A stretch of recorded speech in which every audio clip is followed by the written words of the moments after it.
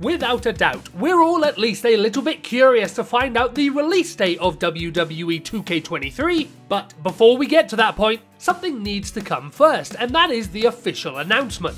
We know the game is coming, as it was announced as part of Take-Two's quarterly earnings calls, but what we're really waiting for is that first official announcement that will not only give us some gameplay, but will hopefully give us a look at how this game feels compared to the ones that have come before it.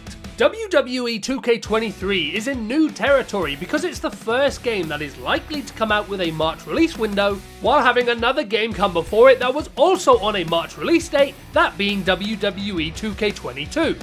You see, that game was a little bit different, because 2K skipped 2K21, so promotion for WWE 2K22 came a lot earlier compared to a standard WWE game release. As far as 2K23 goes, a lot of people were expecting things to kick off around SummerSlam, as traditionally, that is where 2K would do something big for their up-and-coming WWE game, such as a roster reveal. But that premium live event came and went without any official announcement, so people then turned their attention to Clash at the Castle, due to this event falling on a date closer to that of SummerSlam's traditional date. But once again, this event came and went with no announcement. Then came Extreme Rules, and to be fair, no one really thought that this event was going to hold the 2K23 announcement that we've been waiting for, due to it being more of a mid-tier premium live event and not one of the big ones. So, where does that leave us? If the game does release in March, just like 2K22 did, then we are now 5 months away from the game coming out. So realistically, the announcement for this game is right around the corner, and there's only one event in my mind that makes sense for this to happen at.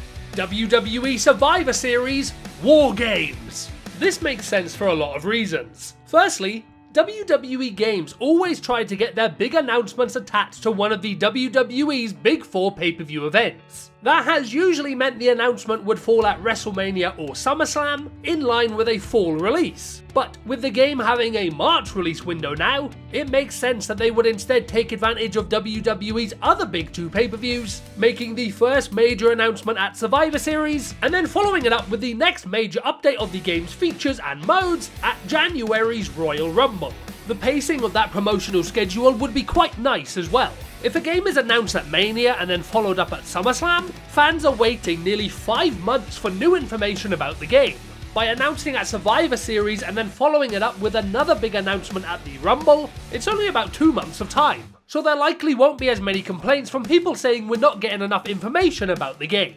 On top of all that, Survivor Series is likely going to have more eyes on it than usual thanks to the inclusion of War Games. They've effectively taken a Big 4 pay-per-view event, which was going to get a lot of eyes on it anyway, and injected it with steroids to take it up to that next level, so the interest in this event is probably going to be one of the biggest of the year. All that makes it the perfect platform to launch 2K23 from, especially if they manage to squeeze their own War Games match into the game.